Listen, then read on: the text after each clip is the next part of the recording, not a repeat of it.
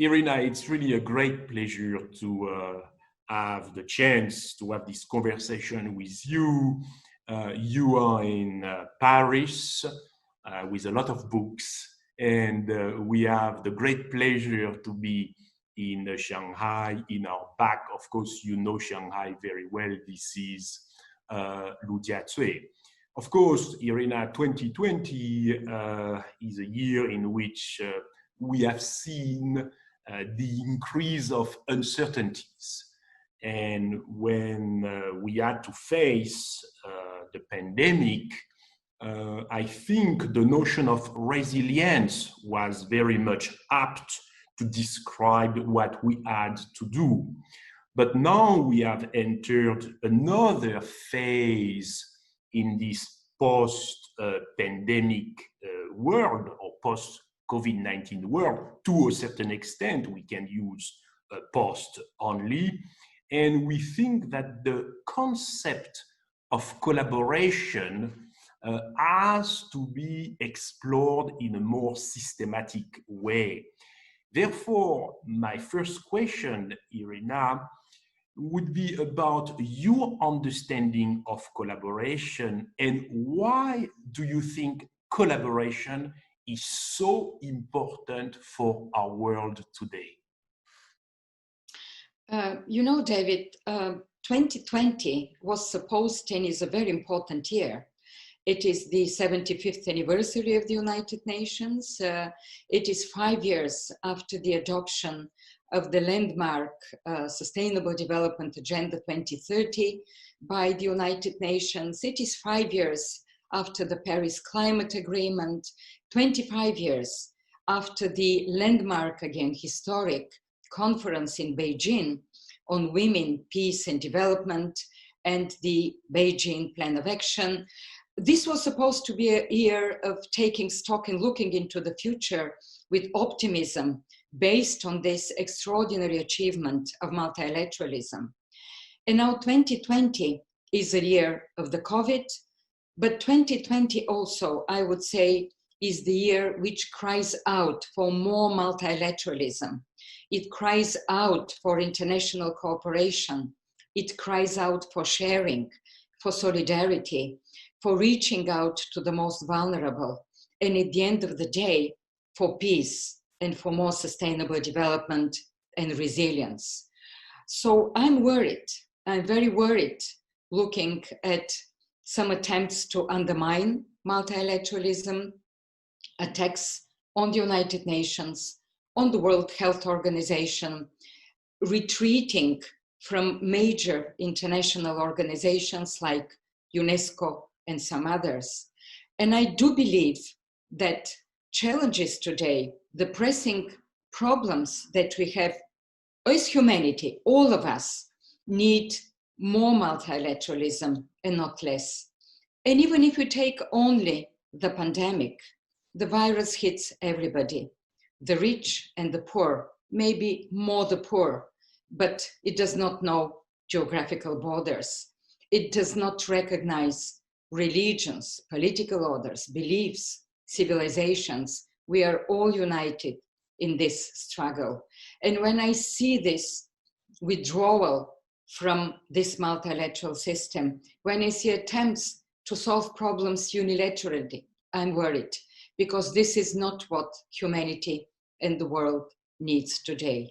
We need international cooperation to reach sustainability, to achieve the targets of the Paris Climate Agreement, to stop undermining biodiversity and to protect our nation.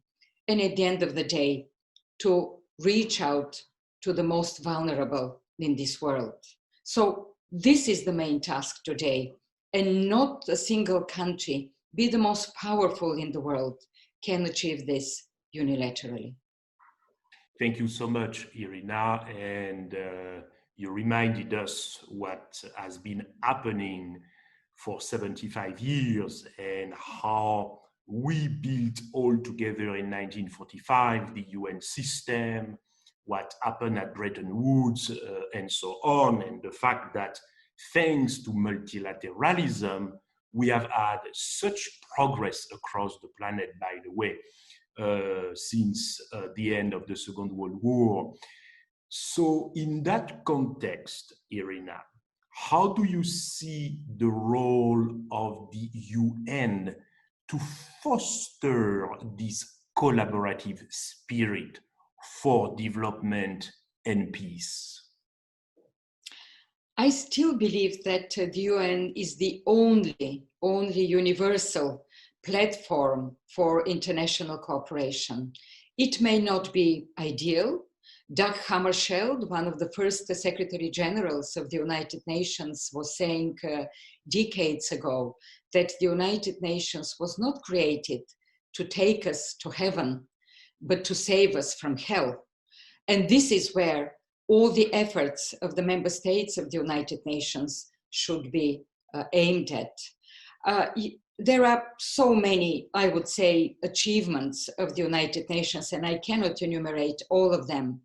But I do believe that we need a new social, economic, and political compact in the world by political leaders based and within the framework of the United Nations.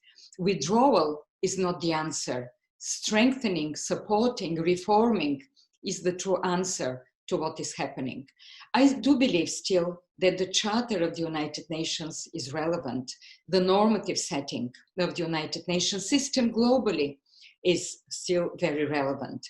So instead of sitting outside and attacking, I believe inside a true and honest debate about the future of humanity, about the pressing challenges within this framework is what is needed nowadays. Thank you very much. And you mentioned 1945. Of course, we are in 2020 and the world has changed tremendously. And one of the big differences between 2020 and 1945 is, of course, the role of China, a country that you know so well from within because you came to China many, many, many times. And in fact, you have been witnessing what some people call the Chinese Renaissance. And that would be my third and last question, Irina.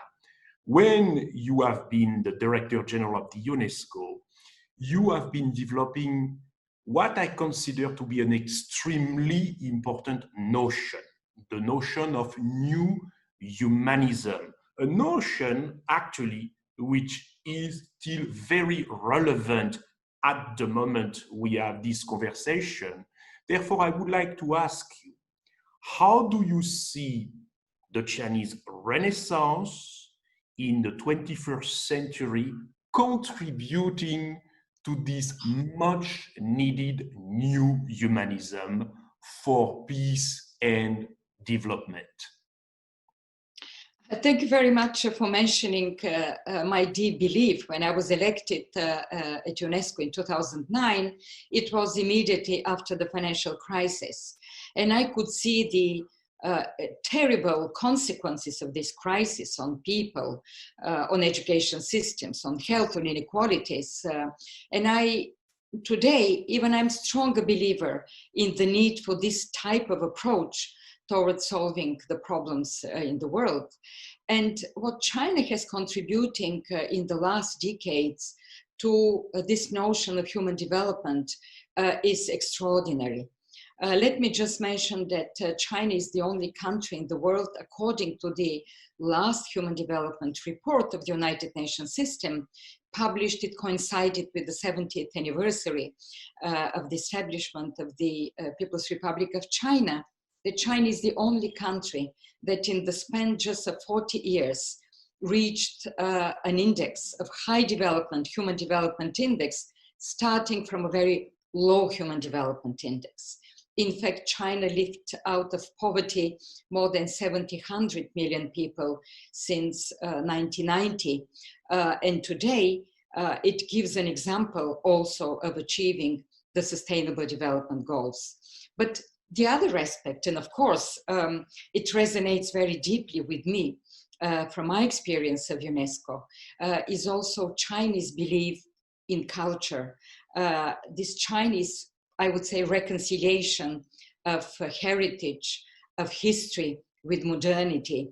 And I think this is what the world needs today, believing in protection of heritage. China nowadays has the most heritage sites inscribed on the World Heritage List, is number one. 55 heritage sites, protecting also the intangible heritage, the tradition. And it's a wonderful example that when a country, when a people wakens up, it is through culture. It is through this deep, I would say, belief and respect for diversity and for culture.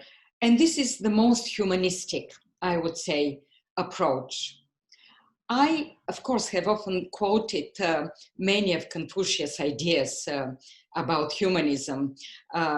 He said that diversity is most precious, and that harmony also is what brings value to human beings.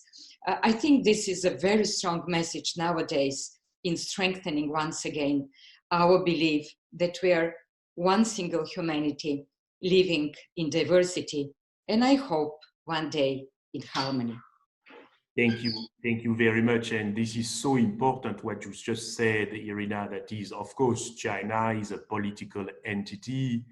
Of course, it's a massive economy, but it is very important to remember that this is a both ancient and living civilization. And as such, it has a very important role to play to foster the new humanism you have tried to defend and that you are defending every day. I think you and I, we believe in progress because, well, actually, the world has been progressing a lot. You spoke about poverty, you spoke about the status of women, you spoke about the environment. Of course, this is not perfect and we need to go on to progress. And it seems to me that if one wants to continue the progress, we would need also to foster not only the spirit of innovation, but also the spirit of collaboration.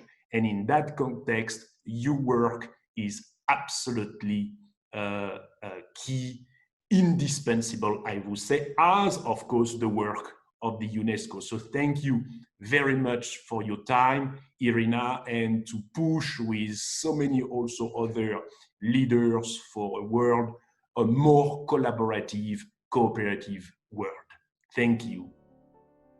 Thank you very much, David.